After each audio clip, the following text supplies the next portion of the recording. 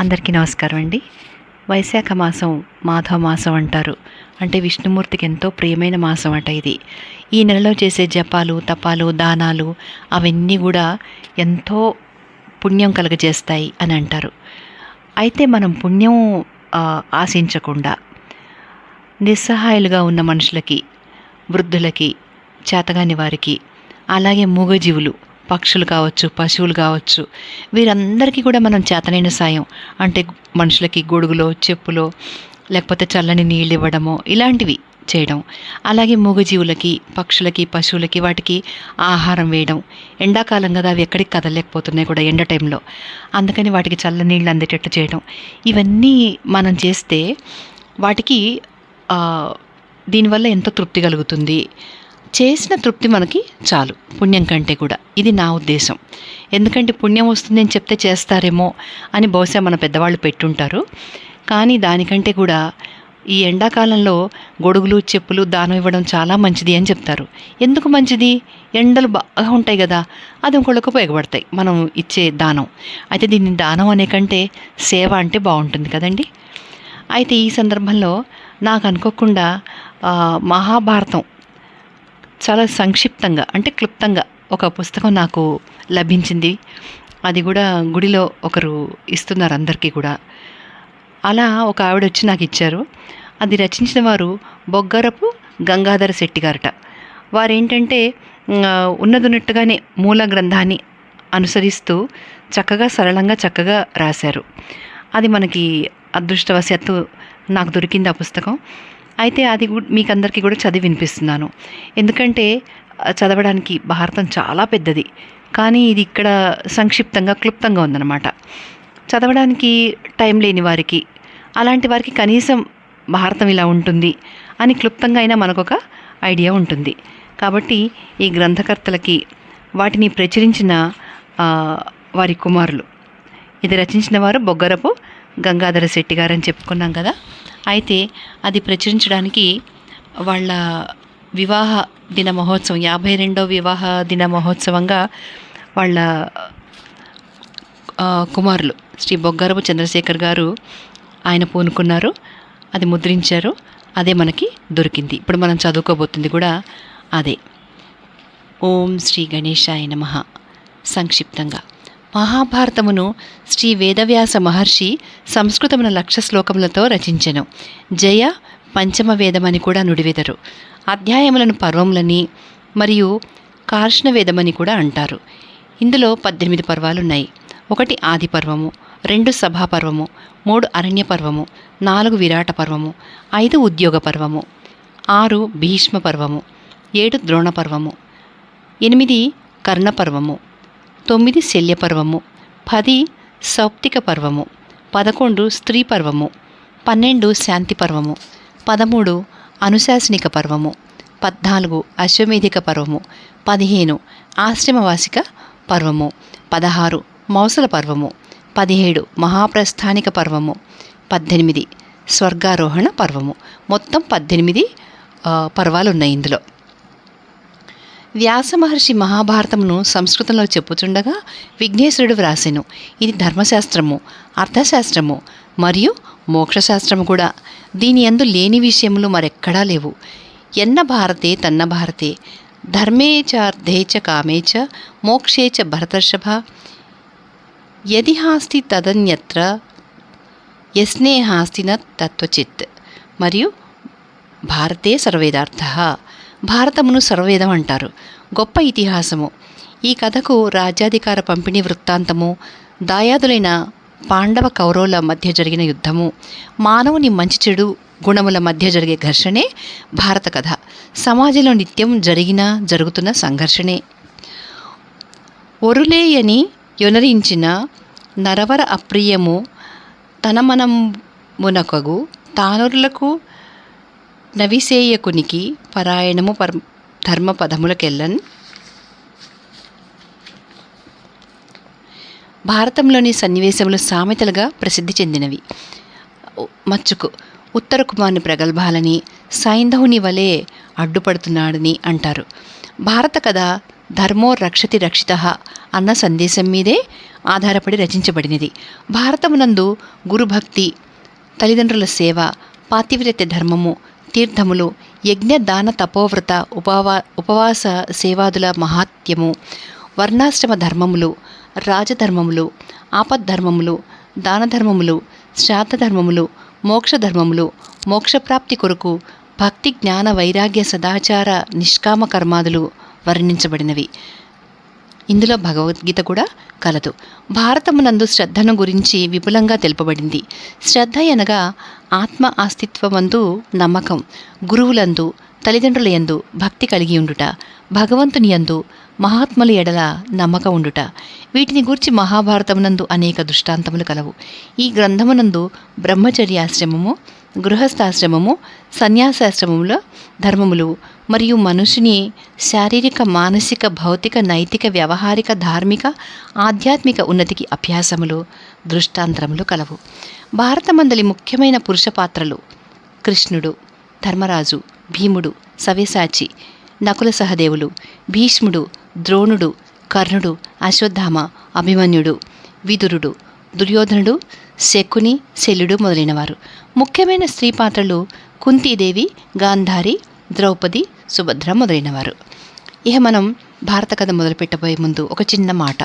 మరి ఇందాక వైశాఖ మాసం, మాధవ మాసం ప్రతి ప్రాణికి మనం చేయగలిగినంత సేవ చేయాలని అనుకున్నాం కదా. మరి మహాభారతం చదవడం వల్ల దీనివల్ల ఉపయోగం ఏంటి, వైశాఖ మాసానికి దీనికి గల సంబంధం ఏంటి అని మీరు అనుకోవచ్చు. దానికి కూడా నేను వివరణిస్తాను. దేవుడికి ఏదో ఒక రూపంలో మనం టచ్లో ఉంటే చాలు. ఇప్పుడు వైశాఖ మాసంలో శ్రీ మహావిష్ణుకి ఈ నెల ఎంతో ప్రీతికరమైందని చెప్పుకున్నాం కదా. ఆ సందర్భంగా ఆ స్వామికి సంబంధించిన కథలు, ఆ స్వామికి సంబంధించిన పురాణాలు కానీ ఏదన్నా స్మరించుకోవడం మన ధర్మం. ఆ సందర్భంగానే మహాభారతం ఎంచుకున్నాను ఈసారి. ఎందుకంటే మొన్నటిదాకా రామాయణం చదువుకున్నాము వసంత నవరాత్రులు, శ్రీరామ నవరాత్రులప్పుడు. ఇప్పుడు ఈ సందర్భంలో భారతం కూడా మనం చదివినట్టుంటుంది. ఇంకోటి, చదవడానికి సమయం లేని వాళ్ళకి ఇది ఉపయోగపడుతుంది. ఈ గ్రంథకర్త ఉద్దేశం కూడా అదే, సంక్షిప్తంగా అయితే చదవగలుగుతారు, అందరికీ అందుబాటులో వస్తుంది అని. అందుకని ఇది మాధవ సేవగా భావించి శ్రీమన్నారాయణుడి ప్రీత్యర్థం ఈ మహాభారతం ఇప్పుడు చదవబోతున్నాను. ఇది కొంచెం గ్రాంధిక భాషలో, అంటే పూర్తి గ్రాంధిక కాదు, మామూలుగా మన సాధారణ భాష కంటే కూడా కొంచెం పుస్తక సంబంధమైన భాషలో ఉంటుంది. అంటే విభజించారు అనే బదులు విభజించను అలా అన్నమాట. చిన్న చిన్నవే కానీ అందరికీ అర్థమయ్యే భాషలో చాలా సులభంగా రచించారు. వారికి కృతజ్ఞతలు, నమస్సుమాంజలు. ఇంత మంచి పుస్తకాన్ని మనకు అందించి అది కూడా అందరికీ ఫ్రీగా పంచిపెట్టారు. నిజంగా ఆ పుణ్యమంతా వారికి, వారి కుటుంబానికి రావాలని కోరుకుంటున్నాను. ఇప్పుడు కథలోకి వెళ్ళిపోదాం. భారత కథ సంగ్రహం. ఉపరిచర రాజు పుత్రికయగు సత్యవతికి పరాశరునికి సద్యోగర్భం ద్వారా వ్యాసముని జన్మించారు. వ్యాసముని వేదములను విభజించెను, అష్టాదశ పురాణములను, మహాభారతమును రచించెను. బ్రహ్మసూత్రముల సూత్రకారులు కూడా. ప్రతీపుడు సునందల పుత్రుడు శంతనుడు. సముద్రుడు శంతనుడుగా పుట్టెను అని చెప్తారు. శంతనుడు గంగాదేవిల పుత్రుడు దేవవ్రతుడు. ఆయనే గాంగేయుడు, భీష్ముడు. శంతనుడు వరించి వివాహమాడిన సత్యవతికి కలిగిన సంతానం చిత్రాంగదుడు విచిత్రవీర్యుడు. వీరిరువురు కూడా సంతానం లేకుండా మరణించుట చేత వంశాభివృద్ధి కొరకు సత్యవతి తనకు పరాశర మహర్షికి సద్యోగర్భాన, అంటే చూసిన వెంటనే గర్భం ధరించడం, అలా జన్మించిన ద్వైపాయనుని వ్యాస మహర్షిని అభ్యర్థించగా తన కోడళ్లైన అంబికా అంబాలికలకు వ్యాసుని వలన ధృతరాష్ట్ర పాండురాజులు జన్మించారు. వారి దాసికి కూడా ఆయన వలన విదురుడు జన్మించాడు. ధృతరాష్ట్రుడికి, గాంధారికి దుర్యోధనాది 9 పుత్రులు, పుత్రిక దుశ్శల. పాండురాజుకు కుంతికి ధర్మరాజు, భీముడు, అర్జునుడు కలిగారు. వీరిని కౌంతేయులు అంటారు. పాండురాజుకు మాద్రికి, నకుల సహదేవులు కలిగారు. వీరిని మాద్రేయులు అంటారు. ఉప పాండవులు ధర్మరాజుకు ద్రౌపదికి ప్రతినింద్యుడు, భీమునికి ద్రౌపదికి శృతసోముడు, అర్జునుడికి ద్రౌపదికి శృతకీర్తి, నకులుడు ద్రౌపదికి శతానకుడు, సహదేవునికి ద్రౌపదికి శృతసేనుడు అర్జునుడు సుభద్రలకు అభిమన్యుడు, అభిమన్యునికి ఉత్తరకు పరీక్షిత్తు జన్మించారు. పరీక్షిత్తునికి మాద్రవతికి జనమేజయుడు కలిగెను.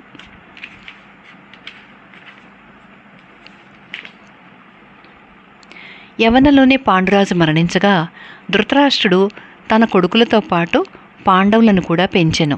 వారు యుక్త వయస్కులైన తర్వాత రాజ్యం కొరకు పాండవులకు కౌరవులకు కురుక్షేత్రం 18 అక్షౌహిణుల సైన్యంతో 18 రోజులు యుద్ధం జరిగెను. ఈ యుద్ధంలో సర్వసైన్యం మహావీరులైన భీష్ముడు, ద్రోణుడు, కర్ణుడు, శల్యుడు, శకుని, కౌరవులు, అభిమన్యుడు, ఘటోత్కచుడు, ఉపపాండవులు, దృష్టద్యుమ్నుడు మొదలగువారు మరణించిరి. మహాభారతంలో 18 పర్వాలు, యుద్ధం 18 రోజులు జరిగాయి. భగవద్గీతలో 18 అధ్యాయాలు మరియు 22 దేవతా స్తోత్రాలు వర్ణించబడినాయి. భీష్మ పర్వంలో శ్రీకృష్ణ పరమాత్మ అర్జునుడికి భగవద్గీతను బోధించారు. భగవద్గీత సర్వమతముల సారము మరియు ప్రపంచ ప్రజలకు ధర్మప్రేరకము. కురుక్షేత్ర యుద్ధంలో పాండవులు కౌరవులను జయించారు. ధర్మరాజు రాజ్యమును సుభిక్షంగా పరిపాలించెను. తదుపరి ధర్మరాజు పరీక్షితునకు రాజ్యాభిషేకం చేసి మిగిలిన పాండవులతో మరియు ద్రౌపదితో మహాప్రస్థానం గావించెను. పరీక్షిత్తు పుత్రుడు జనమేజయుడు సర్పయాగం చేసెను. ఈ గ్రంథమునందు ప్రతి పర్వముయందు ధర్మరహస్యములు తెలుపబడినవి. అందువలననే తింటే గారెలు తినాలి, వింటే భారతం వినాలి అనే నానుడి కూడా కలదు. ధర్మోధారయతి ప్రజః, ధర్మం ప్రజలను ఒకటిగా చేయును. యువతీ యువకులు మహాభారతమును చదివి జీవితమును సుసంపన్నం చేసుకోవాలని ఆశిద్దాం.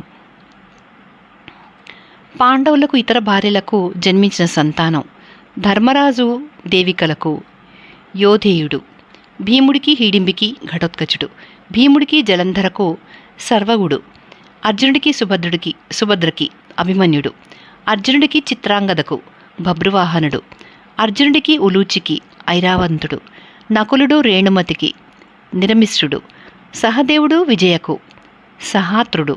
మొదటి 5 పర్వాలు ఋగ్వేదము, 6 నుంచి 12 పర్వములు యజుర్వేదము, 13 నుంచి 18 పర్వములు సామవేదము అని ఆర్యుల ఉవాచ.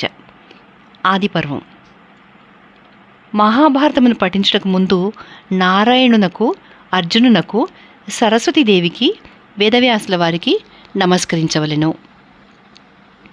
ఓంకార రూపులగు విఘ్నేశ్వరునికి, శ్రీకృష్ణునకు, పితామహునకు, ప్రజాపతులకు, కృష్ణద్వైపాయనునికి అంటే వ్యాసుడికి నమస్కారం. వ్యాసుల వారు హిమాలయ పర్వత గుహయందే జ్ఞానదృష్టిచే భారత చరిత్ర ప్రత్యక్షమును చూచి ఆ మహాగ్రంథమును రచించ తలపించెను. వ్యాసుల వారు భారతమును చెప్పుచుండగా గణేశుడు దానిని లిఖించెను. సౌతి ఋషులకు భారతమును వినిపించెను. ధృతరాష్ట్రుడు, పాండురాజు, విదురుడు అను 3 సోదరులు కలరు. ధృతరాష్ట్రుడు గాంధారిని, పాండురాజు కుంతిని మరియు మాద్రిని, విదురుడు దేవకరాజు కుమార్తెయగు సులభను వివాహం చేసుకొనిరి. ధృతరాష్ట్రుడికి గాంధారి వలన దుర్యోధనుడు మొదలైన 100 మంది పుత్రులు, దుశ్శల అను పుత్రిక జన్మించిరి. వైశ్య స్త్రీ ద్వారా యుయుత్సుడు జన్మించెను.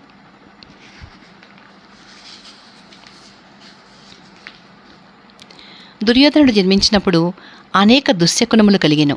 పాండురాజునకు కుంతి వలన ధర్మదేవ, వాయుదేవ, ఇంద్రదేవ అంశలచే ధర్మరాజు, భీముడు, అర్జునుడు కలిగిరి. మాద్రికి అశ్విని దేవతల అంశచే నకుల సహదేవులు కలిగిరి. ధర్మరాజు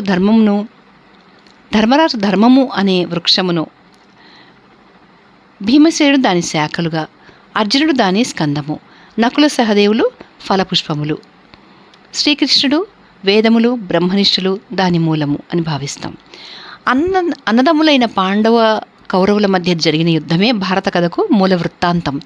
ఈ ఇతిహాసమునే వ్యాసమహర్షి పరమపుణ్యమయమై ఉపనిషద్రూపమైనట్టి భారతంగా రచించెను. ధర్మరాజు రాజసూయ యజ్ఞం ఆచరించెను. దుర్యోధనుడు పాండవుల సంపద చూచి ఈర్ష్య చెందెను. మయుడు నిర్మించిన మయసభలో ప్రవేశించి పాండవుల ఐశ్వర్యాన్ని, ఉన్నతిని చూచిన దుర్యోధనుడికి అసూయ మాత్సర్యాలు అధిక సంతాపము కలిగించినవి. సౌతి శౌనకునకు జనమేజయుని సర్పయాగమును మాన్పింప చేసిన అస్థీకుని వృత్తాంతమును ఇలా చెప్పారు. పరీక్షిత్తు అను రాజు ఒకనాడు వేటకై వనమునకు పోయి ఒక మృగమును వెంటాడి అలసిపోయి సమీపముననే ధ్యాననిష్టలో ఉన్న శమీకుని మృగ విషయం అడుగగా అతను జవాబు ఇవ్వనందున కోపించి ఒక మృత సర్పమును శమీకుని మెడలో వేసిపోయాడు. ఆ ఋషి కుమారుడైన శృంగి ఆ దృశ్యమును చూచి, మా తండ్రిని అవమానపరిచిన వ్యక్తి 7 రోజుల తర్వాత తక్షకుడు అనే సర్పము కాటుచే మరణించుగాక అని శపించాడు. శమీకుడు శృంగిని రాజాపరాధమును మన్నించమని కోరెను. రాజు లేని రాజ్యము ఆపదల పాలగుననెను. క్రోధము ధర్మమును నశింపచేయును, అధర్మపరులు అధోగతి పాలగుదురు. క్షమాశీలునకు శమము క్షమ కలుగును. క్షమయే దానము, ధర్మము, సత్యము. క్షమ వలన ఇహలోక పరలోక శ్రేయస్సు కలుగును, బ్రహ్మలోకము ప్రాప్తించును అనెను. శృంగి శాపం వలన పరీక్షిత్తు తక్షకుడనే సర్పముచే కరవబడి మరణించెను.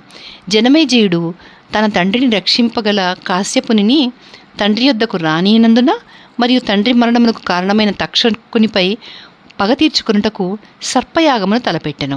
ఆ యజ్ఞకుండమున అనేక సర్పములు పడి మరణించినవి. తక్షకుని వంతు రానున్నది.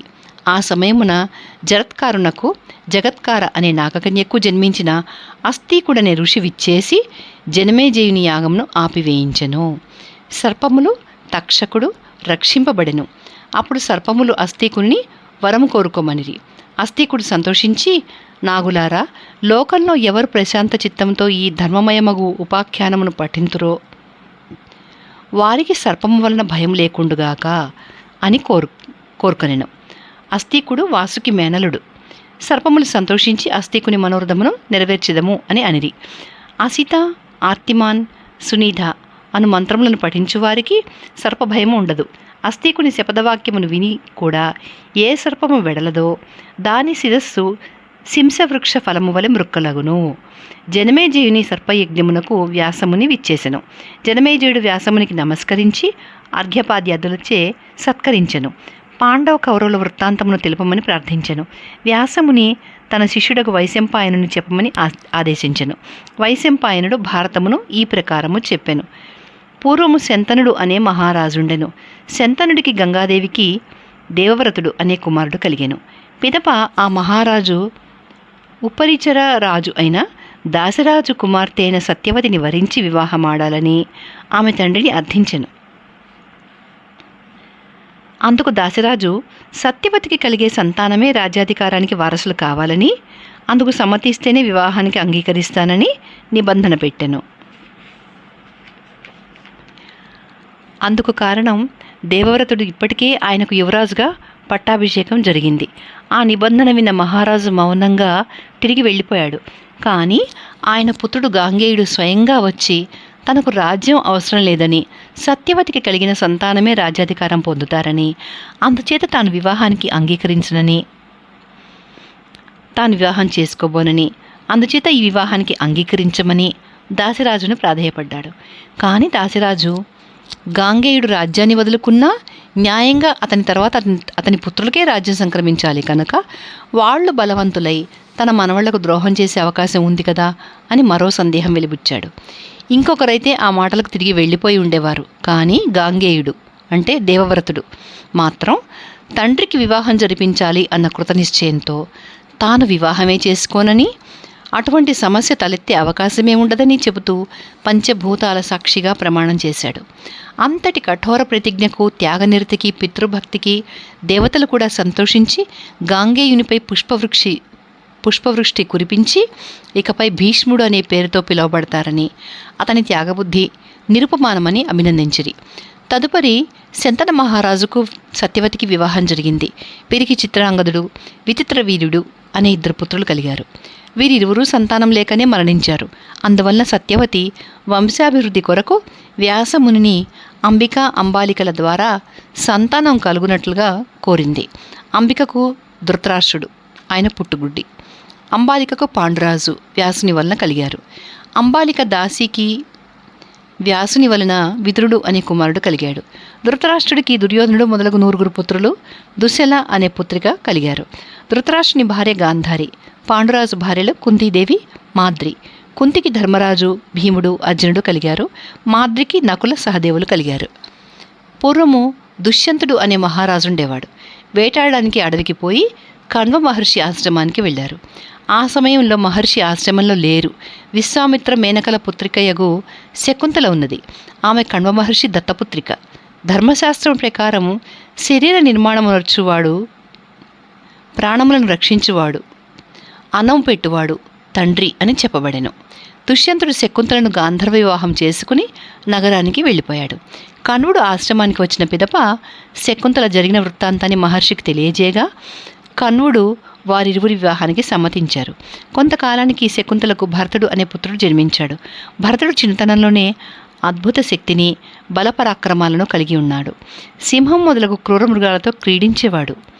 కణ్వుని ఆదేశం మేరకు దుష్యంతుని వద్దకు వెళ్ళారు. కానీ దుష్యంతుడు ప్రజాపవాదకు భయపడి శకుంతలతో వివాహం జ్ఞాపకం లేదు అన్నాడు. శకుంతల దుష్యంతునితో పూర్వము చేసిన వాగ్దానమును భంగము చేయవలదని సభలో ఈ క్రింది విధంగా పలికింది: ఆత్మకు విరుద్ధంగా మాట్లాడు వ్యక్తి ఏ పాపం చేయుటకైనను వెనుకాడడు. మీరు హృదయమందున్న పరమాత్మను గుర్తించుటలేదు. ఆ పరమాత్మకు పాపపుణ్యములు తెలియను. అట్టివాని సమీపంలోనే మీరు పాపం చేయుచున్నారు అని పలికెను. ఎవరైతే పరమాత్మను సంతుష్టులుగా చేయుదురో వారి పాపములను యముడు స్వయంగా నశింపజేయును. ఇందుకు విరుద్ధంగా ప్రవర్తించదరో అట్టి పాపకర్మములకు యముడు స్వయంగా దండన విధించును.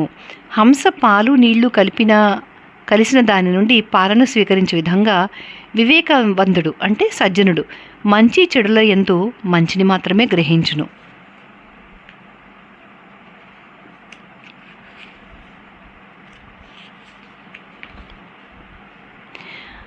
నూరు నూతుల కంటే ఒక దిగుడు బావి శ్రేష్టమైనది. 100 దిగుడు బావుల కంటే ఒక యజ్ఞము శ్రేష్టము. 100 యజ్ఞముల కంటే ఒక పుత్రుడు శ్రేష్టము. 100 పుత్రుల కంటే ఒక సత్యము శ్రేష్టమైనది. సత్యమునకు సమమైన ధర్మం మరి ఒకటి లేదు. ఈ ప్రపంచమున అసత్యమును మించిన పాపం లేదు. 1000 అశ్వమేధ యజ్ఞములను ఫలము త్రాసు యొక్క ఒక పళ్ళెమునందు, సత్యమును 2వ పళ్ళెమునందు ఉంచిన ఎడల త్రాసు సత్యం వైపే సూచించును. మహారాజా, ఈ బాలుడు మన సంతానము. మీ వాగ్దానం ప్రకారం ఇతన్ని యువరాజుగా చేయుడు అనెను. అప్పుడు ఆకాశవాణి శకుంతల వాక్యములు సత్యములు అని పలుకగా దుష్యంతుడు ప్రసన్నుడై వారిరుని స్వీకరించెను. కుమారునకు భరతుడు అని పేరు పెట్టి యువరాజుగా చేసెను. కచదేవయాని కథ. కచుడు దేవతల గురువైన బృహస్పతి పుత్రుడు. శుక్రాచార్యుడు రాక్షసుల గురువు. శుక్రాచార్యుడు శతపర్వల పుత్రిక దేవయాని. కచుడు సంజీవిని విద్యను అభ్యసించుటకు శుక్రాచార్యుని గురువుగా స్వీకరించెను. ఇది నచ్చక రాక్షసులు కచుని బూడిదగా చేసి దానిని మద్యంలో కలిపి శుక్రాచార్యుడికి ఇచ్చారు. ఆ విషయం గ్రహింపక దానిని ఆయన త్రాగేశారు. కచుని మీద మనసు పడిన దేవయాని అతని జాడ తెలియక చాలా ఆందోళన చెందింది. తండ్రిని కచుడి జాడ తెలుసుకోమని ప్రార్థించింది. శుక్రాచార్యులు యోగదృష్టి చేత కచుడు తన ఉదరమందు ఉన్నట్లు తెలుసుకుని అప్పుడే కచుడికి సంజీవిని విద్యను బోధించారు. పిమ్మట కచుడు శుక్రాచార్యుని ఉదరం నుండి వెలుపలికి వచ్చాడు. తదుపరి సంజీవిని విద్యచే కచుడు శుక్రాచార్యుని బ్రతికించాడు. దేవయాని కచుడిని వివాహమాడమని కోరింది. అందుకు కచుడు, గురుపుత్రికవు, నేను వివాహమాడట జరగదు అని తెలియజేసెను. అందుకు దేవయాని, మా తండ్రి నేర్పిన సంజీవిని విద్య నీకు ఉపయోగపడదు అని శపించెను. దానికి కచుడు, నిన్ను క్షత్రియుడు వివాహమాడును అని తిరిగి శపించాడు. పూర్వం యయాతి అను రాజు రాజ్యమేల్చుండేవాడు. ఒకరోజు దేవయానిని వృషపర్వుని కుమార్తె శర్మిష్ఠ చులకనగా మాట్లాడింది. అప్పుడు దేవయాని తన తండ్రిని శర్మిష్ఠను తనకు దాసిగా చేయమని కోరింది. శుక్రాచార్యుడు దేవయానితో ఇలా అన్నారు: ఎవరు కఠోర వచనములను సహించునో వారు జగత్తును జయించును. క్షమాభావంచే క్రోధములను మనసు నుంచి తొలగించిన వాడే సజ్జనుడు మరియు శ్రేష్ఠుడు అనబడును. అప్పుడు వృషపరుడు శర్మిష్ఠతో, ఆత్మ యొక్క హితము కొరకు ప్రపంచమునంతను త్యజించవలెను అని చెప్పి దేవయానికి దాసిగా ఉండమని కోరాడు. యయాతి దేవయానిని వివాహమాడాడు. శర్మిష్ఠ దేవయానికి ఊడిగం చేస్తున్నది. యయాతి దేవయానికి తెలియకుండా శర్మిష్ఠను కూడా వివాహం చేసుకున్నాడు. దేవయాని ఆ విషయం తెలుసుకుని తన తండ్రికి తెలిపింది. శుక్రాచార్యుడు ఆగ్రహించి యయాతిని అకాల వార్ధక్యం దాపరించుగాక అని శపించెను. యయాతి శుక్రాచార్యుని తన తప్పు క్షమించమని ప్రార్థించాడు. అప్పుడు శుక్రాచార్యుడు, నీ కుమారులలో ఒకరికి నీ వార్ధక్యమునొసగి వాని యవ్వనమును నువ్వు గైకొనుము అని చెప్పాను. అప్పుడు యయాతి తన కుమారుల 5గురిని పిలిచి, మీలో ఎవరైనా నా వృద్ధావస్థను గైకొని మీ యవ్వనమును నాకు ఇచ్చెదరా అని అడుగగా మొదటి నలుగురు అంగీకరించలేదు. చివరివాడగు పూరుడు సమ్మతించి తండ్రి వార్ధక్యమును తీసుకుని తన యవ్వనమును తండ్రికి ఒసగెను. అంతటా యయాతి పురుడే రాజ్యార్హుడు అని ప్రకటించెను. యయాతి పిమ్మట బహుకాలము విషయభోగములు అనుభవించెను, కానీ భోగాశ తగ్గలేదు. యయాతి స్వర్గమునకెగెను. అప్పుడు ఇంద్రునితో మాట్లాడు సమయమున తపమునందు తనతో సమానమైన వాడు లేడు అని తెలిపెను. ఇతరులను అవమానించిన కారణమున పుణ్యము క్షయించి స్వర్గము నుండి భూలోకమునకు పడిపోయెను. పిమ్మట కొంతకాలమునకు యయాతి కోరికలను అనుభవించుటచే కామము శమించదు కనుక తృష్ణను వదిలివేయవలెను. కఠోర వాక్యములు పలుకరాదు, మధుర వాక్యములనే పలకవలెను. పూజనీయులకు వారిని పూజించవలెను. ఇతరులకు దానమీయవలనే కాని యాచింపరాదు అని తెలుసుకుని తన సత్కర్మల ద్వారా భూలోకము వీడి తిరిగి స్వర్గము చేరెను. కుంతీదేవి కన్యగా ఉన్నప్పుడే దుర్వాసుడిచ్చిన మంత్రమును పరీక్షించదలచి సూర్యుని ఆవాహనం చేసెను. సూర్యుడు ప్రత్యక్షమై కుంతికి ఒక పుత్రుని అనుగ్రహించెను, కన్యత్వమును కూడా ప్రసాదించెను. అపవాదు భయం చేత కుంతి ఆ బాలుని ఒక పేటికలో ఉంచి నదియందు వదిలివేసెను. అతిరథుడగు సూతపుత్రునికి ఆ పేటిక దొరికినది. దానిని తెరిచి చూడగా అందులో ముద్దులకు బాలుని కనుగొనెను. ఆ బాలుని అతని భార్యగు రాధ పెంచి పెద్ద చేశారు. వారు ఆ బాలుని కన్న పుత్రుని కన్నా మిన్నగా చూసుకున్నారు. ఆ బాలుడు పుట్టకతోనే కవచకుండలములతో జన్మించినందున కర్ణుడు అని ప్రసిద్ధి చెందెను. రాధేయుడు అని కూడా అంటారు.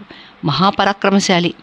పాండురాజు శాపవశాన మరణించిన తర్వాత ధృతరాష్ట్రుడే కౌరవ పాండవులను పెంచి పెద్ద చేశారు. కురు పాండవుల గురువు కృపాచార్యుడు. వారికి రాజోచిత విద్యలు నేర్పిన గురువు ద్రోణాచార్యుడు. అర్జునుని లక్ష్య ఏకాగ్రతకు మెచ్చి తన కుమారుడైన అశ్వత్థామ కన్నా కూడా ఎక్కువ అభిమానించారు ద్రోణుడు. అర్జునుని సవ్యసాచి అంటారు. రాజకుమారులకు గదాయుద్ధం శ్రీకృష్ణుని అన్న బలరాముడు నేర్పారు. భీమ, దుర్యోధన, కీచక, శల్యులు గదాయుద్ధంలో నిపుణులు. విలువిద్య పోటీలో రాధేయుడు అర్జునుని ఎదిరించాడు. కృపాచార్యుడు రాధేయుడు సూతపుత్రుడైనందువలన రాజపుత్రులతో యుద్ధమునకు అనర్హుడు అని ప్రకటించాడు. దుర్యోధనుడు వెంటనే రాధేయుని అంగదేశమునకు రాజ్యాధిపతిగా ప్రకటించి విలువిద్య పోటీలో పాల్గొనజేశాడు. అందుకు రాధేయుడు కృతజ్ఞత తెలిపి దుర్యోధనుని మిత్రునిగా ఉండెదను అని ప్రతిజ్ఞ చేశాడు. అంటే కర్ణుడు అప్పటి నుంచి దుర్యోధనుడితో స్నేహం మొదలుపెట్టాడు. కుంతీదేవి విలువిద్య ప్రదర్శన జరుగు సమయమున కర్ణుని తన కుమారునిగా గుర్తించి మిక్కిలి దుఃఖించింది. ద్రోణాచార్యుడు తనని అవమానించిన ద్రుపదరాజును అతని రథమునికే కట్టి తెచ్చి గురుదక్షిణ ఇమ్మని శిష్యులను కోరాడు. ద్రుపదుడు, ద్రోణుడు బాల్యదశలో ఒకే గురుకులంలో సహాధ్యాయులు. వారి విద్యాభ్యాసం పూర్తి అయిన పిదప ఇరువురు విడిపోవు సమయమున ద్రుపదుడు ద్రోణుని తన ఐశ్వర్యంలో పాలు పంచుకొనమని కోరాడు.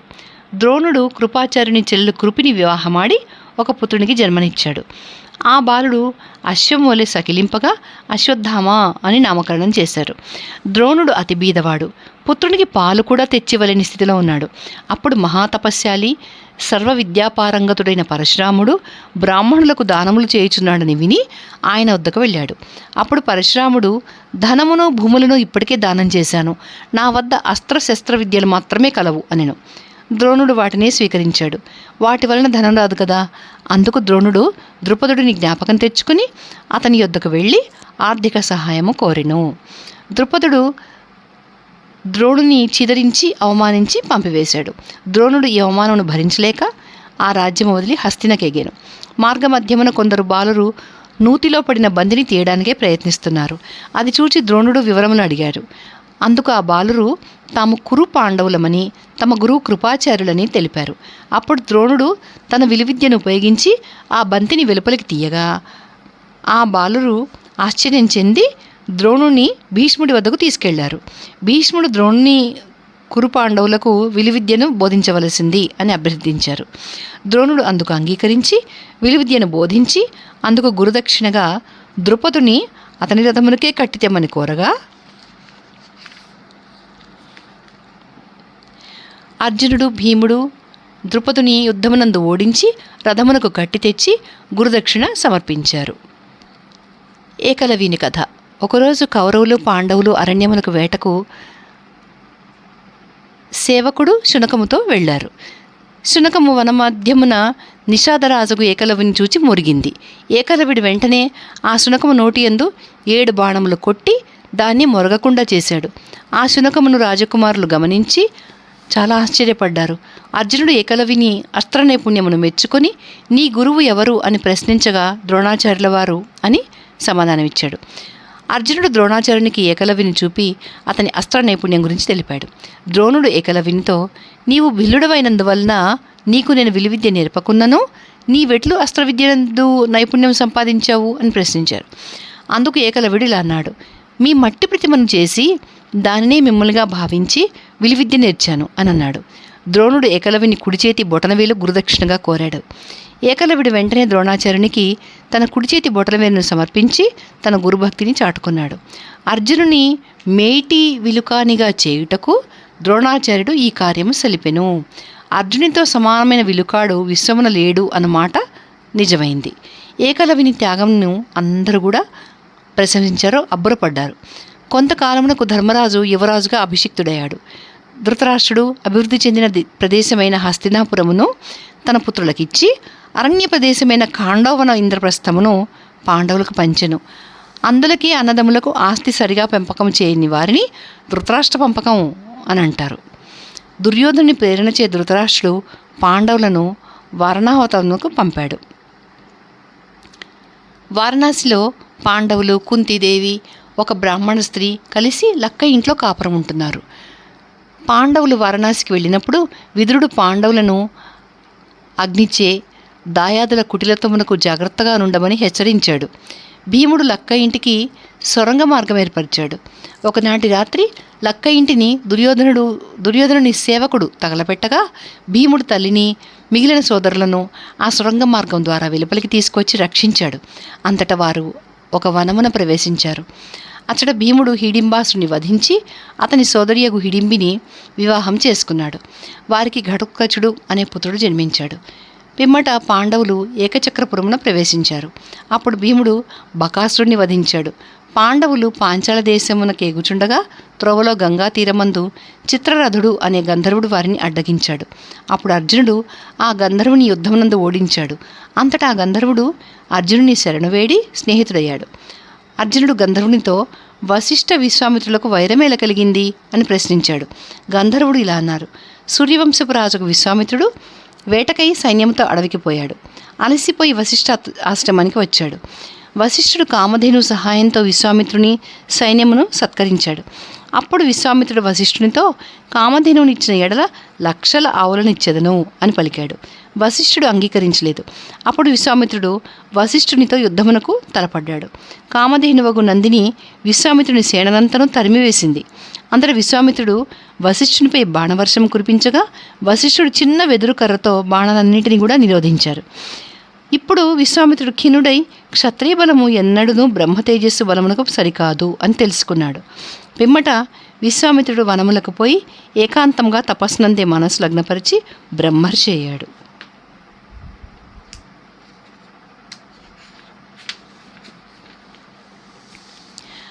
పాంచాల రాజుగు ద్రుపదునికి అయోనిజయగు పుత్రిక ద్రౌపది, పుత్రుడు దుష్టద్యుమ్నుడు కలిగారు. పాండవులు పాంచాల దేశమును ద్రుపదుని రాజధానికి ఎగారు. అచ్చట ద్రౌపది స్వయంవరం నందు అర్జునుడు మత్స్యయంత్రమును భేదించి ద్రౌపదిని చేపట్టెను. పిమ్మట భీముడు అర్జునుడు తమ నివాసమునకేగి ద్రౌపది విషయమును మనసునందుంచుకొని మాతయ్యగు కుంతితో, అమ్మా భిక్షము తెచ్చితిమి అని చెప్పగా, నాయనలారా ఈ భిక్షను మీ 5గురు పంచుకోండి అన్నది. తల్లి ఆనతి ప్రకారం మరియు వ్యాస మహర్షి సలహా మేరకు ద్రుపదరాజు ద్రౌపది వివాహం పంచపాండవులతో జరిపించారు. పిదప పాండవులు హస్తినకేగి అర్ధరాజ్యమును బడసి ఇంద్రప్రస్థ నగరమును నిర్మించుకున్నారు. ఒకప్పుడు శ్రీకృష్ణుడు అర్జునుడు ఖాండవనానికి వెళ్ళారు.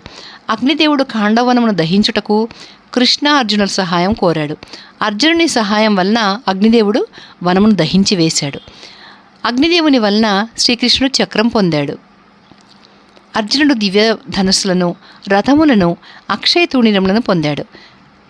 వనదహన సమయమునందు జరతారి అను పక్షి సంకటములు రాకమునిపే జాగ్రత్తగా నుండుమని ఇతర పక్షులకు తెలిపెను. తదుపరి ఆ పక్షులు అగ్నిదేవుని ప్రార్థింపగా ప్రసన్నుడై వాటిని దహింపలేదు. అర్జునుడు 12 సంవత్సరాలు తీర్థయాత్రలు చేశాడు. ఆ సమయమందు అర్జునుడు ఉలూచిని, చిత్రాంగదను, సుభద్రను వివాహం చేసుకున్నాడు. అర్జునునికి సుభద్రకు అభిమన్యుడు అనే మహాబలశాలి అయిన పుత్రుడు జన్మించాడు. ఉలూచికి ఐరావతుడు కలిగాడు. చిత్రాంగదకు బభ్రువాహనుడు జన్మించాడు. ఇక్కడితో ఈ ఆదిపర్వం సమాప్తం. అయితే ఇందులో మనకి చాలా చాలా నీతి వాక్యాలు కనిపించినాయి, మీరు గమనించే ఉంటారు. అందుకోసమే భారతం చదవాలి అనేది స్వయంగా వ్యాస మహర్షి రచించారు. వ్యాసుడంటే విష్ణుమూర్తే కాబట్టి విష్ణుమూర్తి ప్రీత్యర్థం మనం మహాభారతం పఠనం చేస్తున్నాము. అందులో ముఖ్యంగా ఏంటంటే సత్యమునకు మించింది ఏదీ లేదు. చాలా చెప్పారు కదా, 100 బావులు అంటే ఎన్ని బావులు తవ్వించినా కానీ ఒక మంచి సుతుడు మేలు అన్నారు. ఆ సుతుడి 1000 మంది సుతుల కంటే కూడా, అసలు అన్నిటికంటే కూడా యజ్ఞాల కంటే, యాగాల కంటే, బావులు చెరువులు తవ్వించడం కంటే మంచి పుత్రులు 9 ఉన్నా కూడా అన్నిటికంటే మించినది సత్యము అని లాస్ట్లో చెప్పేశారు. అందుకే ఎప్పుడు కూడా నిజం మాట్లాడాలి, మాట మార్చకూడదు, అబద్ధాలు ఆడకూడదు అని అర్థం. అట్లాగే ద్రుపదుడి విషయంలో వస్తే, ద్రుపదుడు ముందు చాలా స్నేహంగా ఉంటాడు ద్రోణుడితో, కానీ తర్వాత మాట మార్చేసి అవమానిస్తాడు. అవమానించిన వాళ్ళని మనం ఎప్పుడు కూడా మర్చిపోలేము. కాబట్టి ఎవరిని కూడా మనం అవమానించకూడదు, మధురంగా మాట్లాడాలి అని అంటారు. ఆ రకంగానే క్షమ గురించి చాలా చాలా చెప్పారు ఈ ఆదిపర్వంలో. క్షమ అనేది అన్నిటికంటే చాలా ఉత్తమమైన గుణము. క్షమతో ప్రపంచాన్ని జయించవచ్చు, భూమండలాన్ని జయించవచ్చు అని చెప్తున్నారు. అది నిజమే కదా. ఒక విధంగా చూస్తే మన పురాణాలు ఏదైతే చెప్తున్నాయో క్షమించమని, అలాగే సైన్స్లో కూడా ఏమంటారంటే ఫర్గివ్ అంటారు. Forgive, forget. సైకాలజిస్టులు ఏం చెప్తారంటే, కొంతమంది మీద మనం కోపం పెట్టుకుని చాలా మనసులో బాధపడుతుంటే పీస్ ఆఫ్ మైండ్ గురించి, అంటే మానసిక ప్రశాంతత ఎట్లా ఉండాలి అంటే క్షమించడంలో ఉంటుందిట. క్షమించేసేయండి, మర్చిపోండి. అంటే మీకు ఎవరైనా హాని కలిగించినా, ఎవరి మీదన్నా మీకు కోపంగా ఉన్నా కూడా క్షమించేసేయండి, మనసు తేలికపడుతుంది, మానసికంగా ఆరోగ్యం చేకూరుతుంది అని సైకాలజిస్టులు కూడా, అంటే మానసిక శాస్త్రవేత్తలు కూడా చెప్తుంటారు. అది మన పురాణాలు ఎప్పుడో చెప్పేశాయి కదా. ఇంతకంటే మంచి పర్సనాలిటీ డెవలప్మెంట్ ఎక్కడ ఉంటుంది చెప్పండి. మన పురాణాలు మంచి మంచి నీతి బోధలు చేస్తున్నాయి. మనలో ఉన్న తప్పులు మనం తప్పకుండా దిద్దుకుందాం, అప్పుడు దేవుడు తప్పకుండా సంతోషిస్తాడు. అట్లాగే మనం పెద్ద పెద్ద పూజలు చేసి దేవుడిని సంతోషపెట్టలేము, సమయం సరిపోదు అనుకున్నప్పుడు ఒక విష్ణు సహస్రనామంతో సమానమైన తారక మంత్రం చెప్పించుకోవచ్చు. ఇవాళ మన ఆది పర్వం పూర్తయిన సందర్భంగా చివరిలో ఈ ఒక్క మంత్రం చెప్పుకొని ముగించేద్దాం ఈ వీడియో. శ్రీరామ రామ రామేతి రమే రామే మనోరమే సహస్రనామ తత్తుల్యం రామనామ వరాననే. జై శ్రీమన్నారాయణ.